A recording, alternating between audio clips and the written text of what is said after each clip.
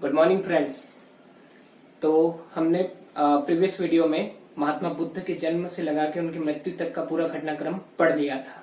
अब बारी है महात्मा बुद्ध की शिक्षाओं पर ध्यान देने की। महात्मा बुद्ध की शिक्षाएं बहुत इंपॉर्टेंट है। आपको अगर आप एमपीपीएससी की तैयारी करें तो एमपीपीएससी मेंस में कई बार इनसे क्वेश्चंस आते रहते हैं। ठीक है, अब बात करते हैं महात्मा बुद्ध की शिक्षाओं की। तो महात्मा बुद्ध जो है बहुत बड़े फिलोसोफर थे। उन्हें लाइट ऑफ एशिया कहा जाता है। ये आप लोगों को पता होना चाहिए, यही क्वेश्चन बनेगा। ठीक है, तो आप लोगों को पता होना चाहिए महात्मा बुद्ध को लाइट ऑफ एशिया भी कहा जाता है। क्लियर? तो महात्मा बुद्ध की शिक्षाओं की अगर हम बात करें तो सबसे पहले आते हैं उनके त्रिरत्न। ठीक है, एक बात याद रखना, कभी भी एग्जाम में जब भी क्वेश्चन आए कि त्रिरत्न किस धर्म से संबंधित है तो आपको जैन धर्म लगाना है। ठीक है, आंसर बौद्ध धर्म नहीं आएगा। ठीक है, जब भी बौद्ध धर्म के त्रिरत्न की बात आती है तो वो तुरंत क्वेश्चन में आपको लिख कर देंगे कि बौद्ध धर्म के त्रिरत्न, तब आपको समझ जाना है कि बौद्ध धर्म के त्रिरत्न की बात हो रही है, कि त्रिरत्न दोनों धर्मों में है। क्लियर? अब बौद्ध धर्म की त्रिरत्न की अगर बात करें तो आपको यहाँ पर लिखे हुए दिख रहे हैं बुद्ध धम्म संघ। आप लोगों ने मूवीज वगैरह में देखा ही होगा, बुद्धम शरणम गच्छामि, धम्मम शरणम गच्छामि, संघम शरणम गच्छामि। ठीक है, तो यानी यहाँ पर महात्मा बुद्ध कहते हैं कि अगर आपको मोक्ष की प्राप्ति चाहिए, ठीक है, मोक्ष की प्राप्ति इंपॉर्टेंट वर्ड, फिर मैं आपको बता दूं मोक्ष क्या होता है। तो मोक्ष की अलग अलग धर्मों में अलग अलग परिभाषा है। ठीक है, यहाँ अगर हम बात करें हिंदू धर्म की तो मोक्ष मरने के बाद में आपको स्वर्ग मिल जाए, जन्म मरण के चक्र से आप मुक्त हो जाओ, यही मोक्ष है। अगर हम मुस्लिम धर्म की बात करें तो इस्लाम में ये माना गया है कि कयामत का एक दिन आएगा, उस दिन ऊपर वाला सभी का हिसाब लेगा। जिसकी नेक कर्म ज्यादा है उसे जन्नत, जिसके नेक कर्म कम है उन्हें दोजख मिलेगा। ठीक है, तो ये इस्लाम में परिभाषा हो गई। बौद्ध और जैन धर्म में भी इसकी परिभाषा अलग है। जैन धर्म में भी आपको मोक्ष प्राप्ति के लिए मरना होगा, किंतु बौद्ध धर्म में ऐसा नहीं है। बौद्ध धर्म में आप जीते जी भी मोक्ष की प्राप्ति कर सकते हैं। ओके, यानी जीते जी भी आप मोक्ष प्राप्त कर सकते हैं। क्लियर?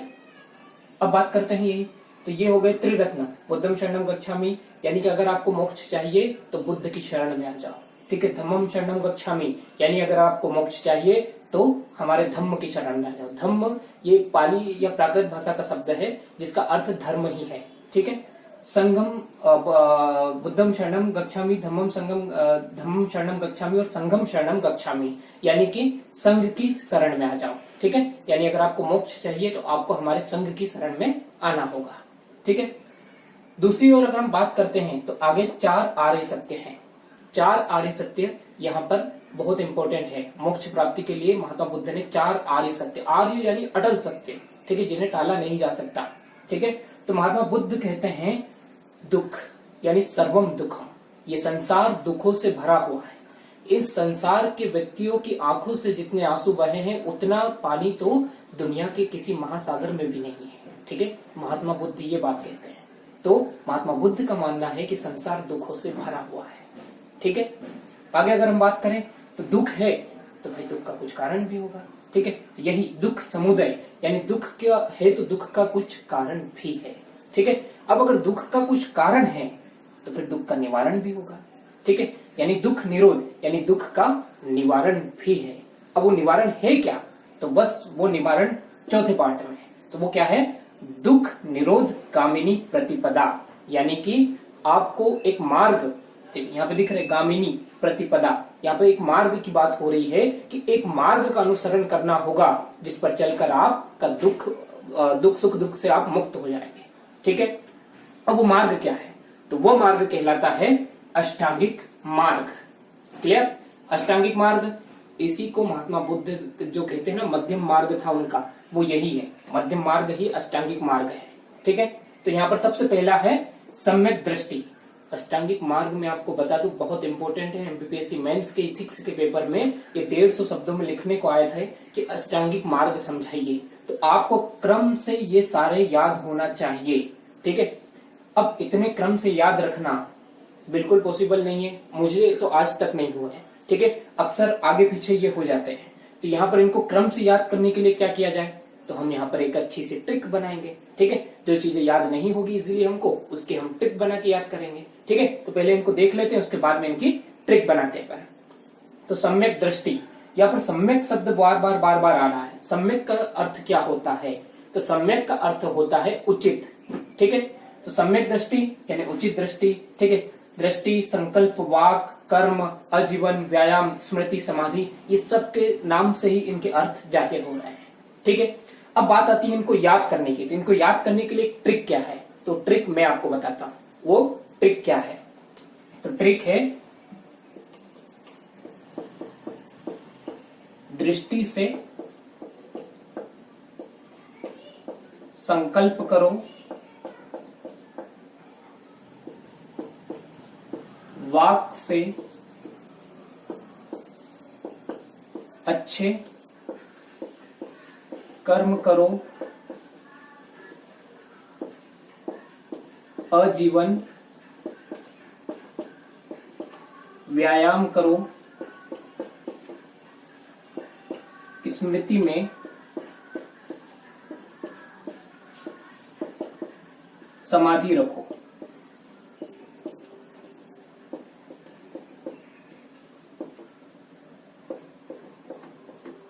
ठीक है, ये हो गई ट्रिक। अष्टांगिक मार्ग को याद करने की ये ट्रिक है। दृष्टि, सम्यक दृष्टि, सबके आगे सम्यक लगा देना। संकल्प, सम्यक संकल्प, वाक, सम्यक वाक, कर्म, सम्यक कर्म, आजीवन, सम्यक आजीवन, व्यायाम, सम्यक व्यायाम। ठीक है, स्मृति, सम्यक स्मृति, समाधि, सम्यक समाधि। दोस्तों, ये ट्रिक एक बार याद कर लीजिए, उसके बाद मेरी गारंटी आप कभी भी इसे भूलेंगे नहीं। क्रम से आपको अष्टांगिक मार्ग याद हो जाएंगे। ठीक है, तो ये थे महात्मा बुद्ध के कुछ सिद्धांत, बौद्ध धर्म के कुछ सिद्धांत। अब हम बात करते हैं बौद्ध धर्म की अन्य शिक्षाओं की।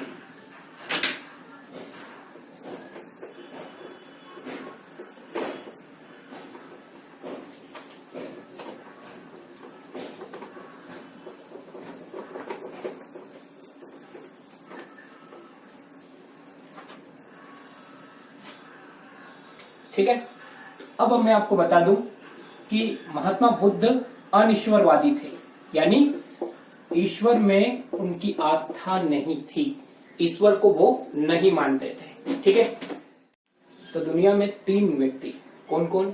महात्मा बुद्ध, महावीर स्वामी और कांजी भाई। और कांजी भाई वही ओ माय गॉड मूवी वाले। तो इन तीनों ने आजीवन कहा था कि भाई ईश्वर नाम की कोई चीज नहीं होती है, मूर्ति पूजा मत करो, ईश्वर को मत मानो।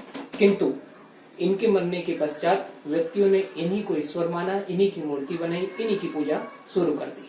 ठीक है, तो यानी कि यहाँ पर ठीक विपरीत काम हुआ है। जो महात्मा बुद्ध शिक्षा दे के गए थे, उनके भक्तों ने उनके विपरीत जाके उन्हीं को ईश्वर मान लिया। ठीक है, तो यहाँ पर महात्मा बुद्ध का याद रखिएगा, ईश्वर के अस्तित्व को स्वीकार नहीं किया था। नंबर 2, पुनर्जन्म। ठीक है, तो महात्मा बुद्ध ने पुनर्जन्म को स्वीकार किया है। ठीक है, महावीर स्वामी ने भी पुनर्जन्म को स्वीकार किया है। हिंदू धर्म में भी पुनर्जन्म माना गया है। इस्लाम में पुनर्जन्म का कोई अस्तित्व नहीं है। ठीक है, अब आगे बात करें हम आत्मा। ठीक है, महात्मा बुद्ध आत्मा को स्वीकार नहीं करते हैं, यह बात आप विशेष तौर पर याद रखिएगा।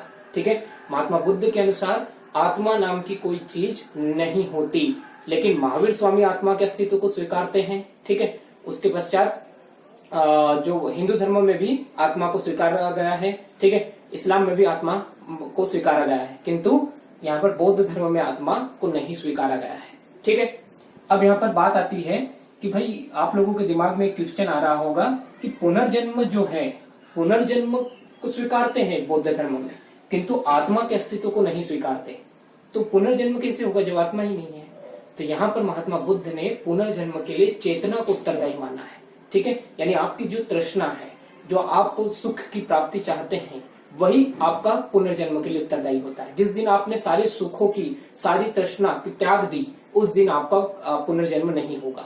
ठीक है, आगे अगर हम बात करें तो वेद जो है, वेद को महात्मा बुद्ध ने ईश्वर रचित नहीं माना है। उन्होंने कहा है कि वेद जो है इंसानों द्वारा ही लिखे गए हैं, ये ईश्वर के द्वारा बिल्कुल जमीन पर नहीं भेजे गए थे।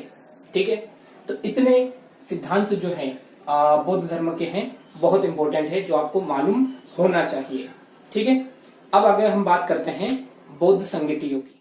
तो बात हो रही है, अब हम पढ़ रहे हैं बौद्ध संगतियां। तो बौद्ध संगतियां जो है, तो ये बौद्ध संगतियां दरअसल महात्मा बुद्ध की मृत्यु के पश्चात में 4 बौद्ध संगतियां हुई थी। बौद्ध संगतियां बहुत इंपॉर्टेंट है, आपको सीधे सीधे क्वेश्चंस बौद्ध संगतियों से आते हैं। ठीक है, इसमें सबसे पहले आपको समस्याएं आती है, किस स्थान पे हुई थी, कौन से सन में हुई थी, कौन अध्यक्ष था, कौन शासक था। इनको याद करने में आप लोगों को बहुत तकलीफ होती है, क्योंकि इजीली आपको याद नहीं हो पाते हैं। ठीक है, तो आज हम ट्रिक से इनको याद करने की कोशिश करेंगे। तो थोड़ा हम पहले समझ लेते हैं। प्रथम बौद्ध संगति हुई थी 483 में, स्थान राजगृह, अध्यक्ष महाकश्यप और शासक थे अजातशत्रु।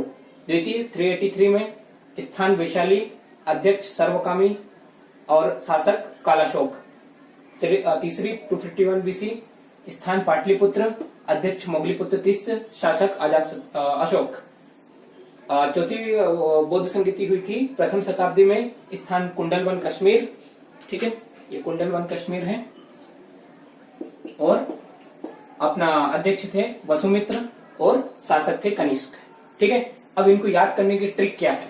तो ट्रिक है इनको याद करने की, स्थान को अगर याद करना है तो आप ऐसे याद करिए, रा वा पाकू। ठीक है, स्थान कैसे याद करना है? रावा पाकू। रा से राजगृह, वा से वैशाली, पा से पाटलिपुत्र और कू से कुंडलवन कश्मीर।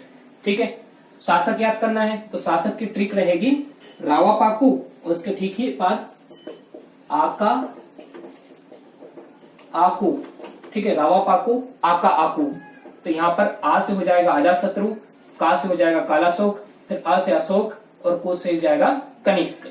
ठीक है, ये दोनों की ट्रिक हो गई। आगे फिर बात आती है अध्यक्ष की। तो अध्यक्ष को याद करने की एकदम इजीली ट्रिक है कि आप महान, सर्वे सर्वा, मोगली मेरे मित्र हैं। ठीक है, बहुत इजी। महान से महाकश्यप, सर्वे सर्वा से सर्वकामी, मोगली से मोगलीपुत्र तिस्स और मित्र से वसुमित्र। इस तरीके से दोस्तों आप बहुत इजी वे में बौद्ध संगतियां जो है उनको याद कर पाएंगे, आपको कभी भूल ही नहीं पाएंगे। ठीक है, तो कोई दिक्कत नहीं। तो ये थी बौद्ध संगतियां, प्रथम बौद्ध संगति, द्वितीय बौद्ध संगति, तृतीय, चतुर्थ। ठीक है, इन चारों के अध्यक्षों और इन सभी के नाम आप विशेष तौर पर याद रखिएगा, भूलिएगा नहीं। ठीक है, तो ये थी बौद्ध धर्म की संगतियां। तो यहाँ पर हमारा बौद्ध धर्म जो है, बौद्ध धर्म की शिक्षाएं और बौद्ध संगतियां समाप्त होती है। अगर बौद्ध धर्म से रिलेटेड आपको और कुछ जानकारी चाहिए तो आप कमेंट में लिखिए टॉपिक, और हम उनको डिस्कस करेंगे। आप लोगों के लिए मैं स्पेशल वीडियो बनाऊंगा बौद्ध धर्म से रिलेटेड और कुछ सिद्धांत अगर आपको चाहिए हो तो। ठीक है, धन्यवाद।